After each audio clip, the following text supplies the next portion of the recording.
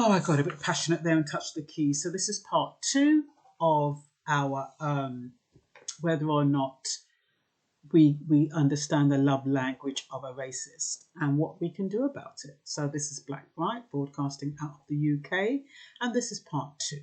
Sorry for the interruption.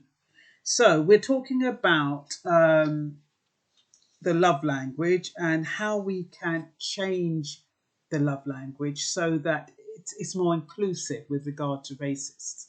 Whether racists can actually change their mindset, or whether what keeps that mindset embedded, what fuels it, what perpetuates it. I guess because they're in a little clan and there's lots of them, even though they're still a minority, I guess they feed each other. I guess they fuel each other. And so that's what keeps it going.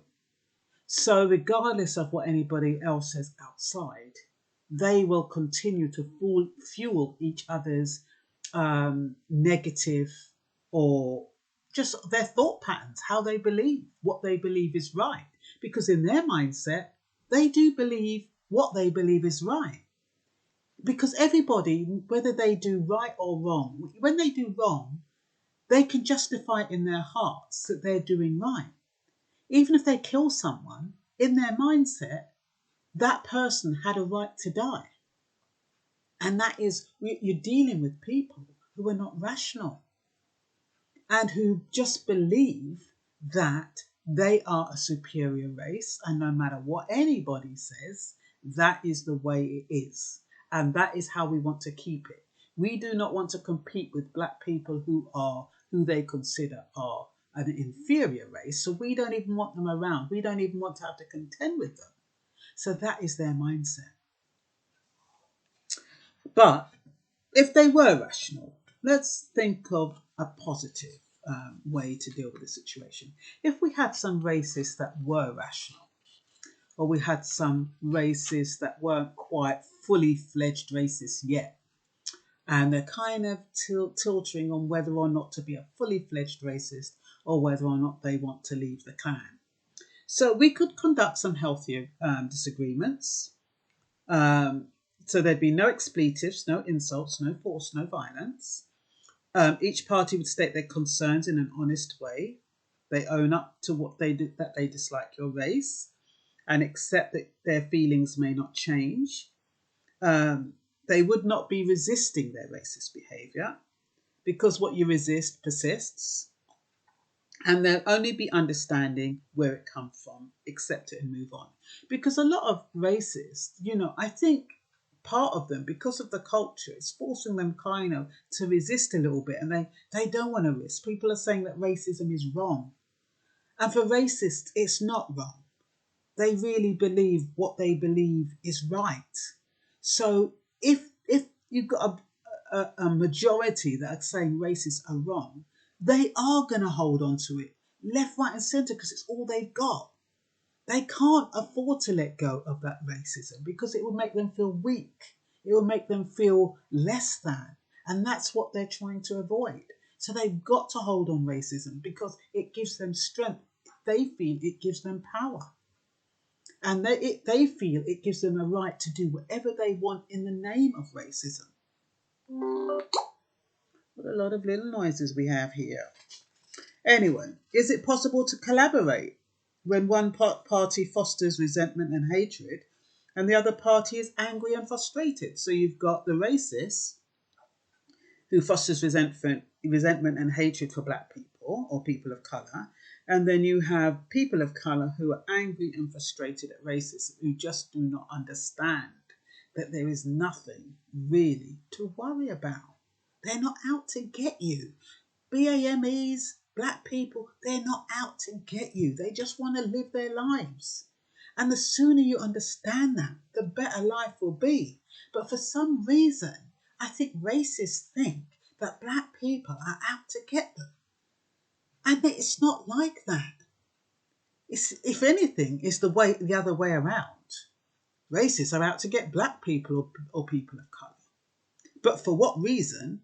They don't know. So you've got a lot of black people bewildered as to why people are racist. They're minding their own business.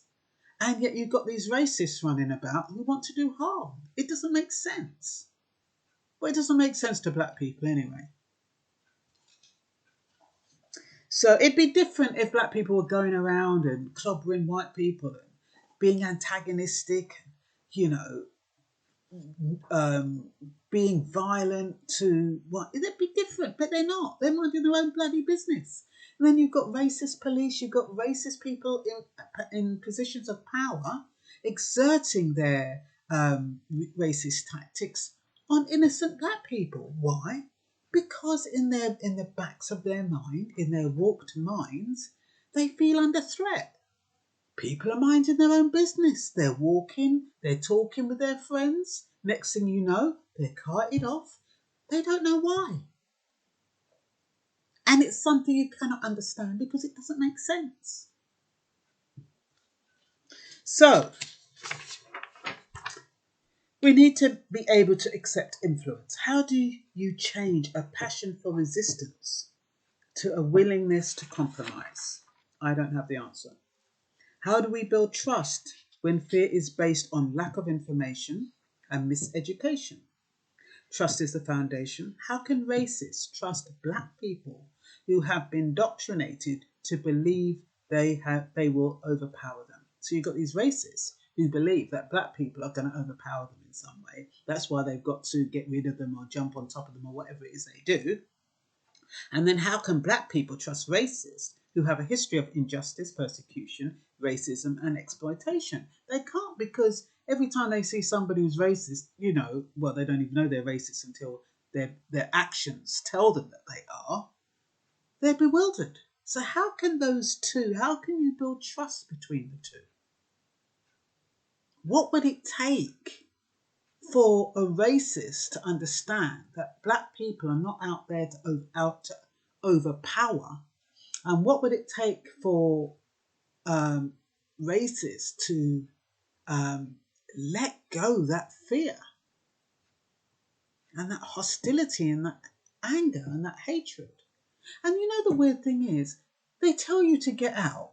A lot of, well, whether it's racist, whether it's institutional racism, what else, systemic racism, it doesn't really matter.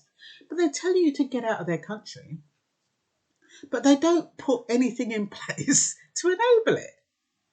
That's what perplexes me. Because just supposing they really, really, really, really, really, I mean, yes, we have some racists who really want you out, but the government doesn't really want us out. They want to benefit from our financial contributions. That's what they want to benefit, but they want to benefit from that, but they don't really want us here. Because they could make it easy. They could lift all the visa restrictions in all of the Caribbean and African countries, and they could say to every single one of us, look, we've lifted all the visa restrictions. You can go to Africa, you can go to any part of the Caribbean. You're free to go. We're not going to penalise you. We're not going to stop you from getting your pension. We're not going to penalise you by preventing you from leaving. We're not going to. They're not going to penalise you at all. They're just giving you an open ticket and saying, look, as long as you've got the fare and you've got enough money to set yourself up in Africa or the Caribbean, you're free to go. Why don't they do that?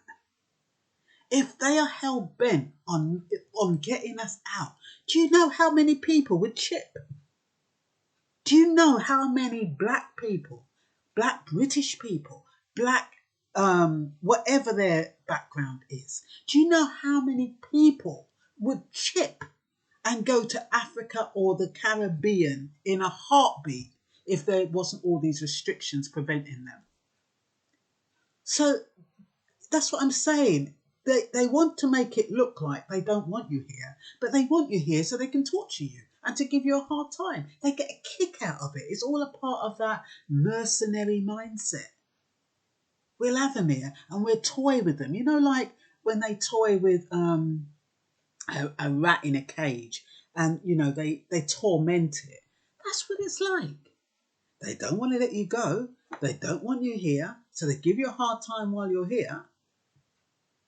Does it make any sense? It doesn't make any sense at all. It really doesn't make any sense. Anyway, I think I'm going off the subject. I'm trying to build trust, but I'm trying to explain why there is no trust, because you kind of get skeptical. If they really don't want you, why don't they let you go? You know, without having to make it into some sordid exit. Why can't they let you leave in dignity, with, you know, upright? Why, you know, why have they got all of these inhumane ways of deporting people? You know, if they want you out, why can't they just put you on a plane and say, look, you've overstayed, I'm ever so sorry? Because remember, overstaying isn't a criminal offence. You know, they can remove you. They don't have to deport you. And the two of them have totally different connotations. Removal is much more dignified, but they don't use the removal route. They use the deportation route, which is much more degrading. They could do that. And they could say, look, we're removing you, so you get your stuff and you go. In a nice, civilised way, but oh no, that's not good enough. It's almost like they punish you for being here in the first place. Oh, I'll never understand it. Anyway, lack of trust inhibits development, growth, and understanding.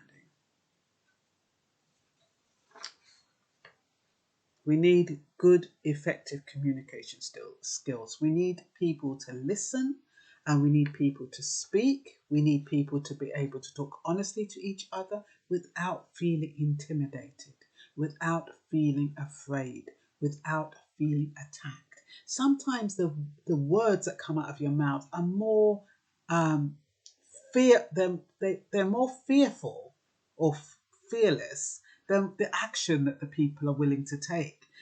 So yes, they do sound really, really hurtful, but you know, it's getting it all out, isn't it? All that hatred and all that venom, it's about getting it out. Do they have an opportunity to do that? Instead of having fist fights, they should have voice fights. And let us watch that on TV and see what we can learn from each other. See how we can learn from each other's behaviour. Have the racists have it out with black people. But oh no, everything has to be politically correct. And underneath, it's bubbling. Underneath, people are seething. And so we're not making any headway. So don't let emotion intimidate you. Don't attack words with physical violence. Ask questions. Get curious. Can structural love bring peace between the races? We are so used to structural violence. It's normalized through repetition.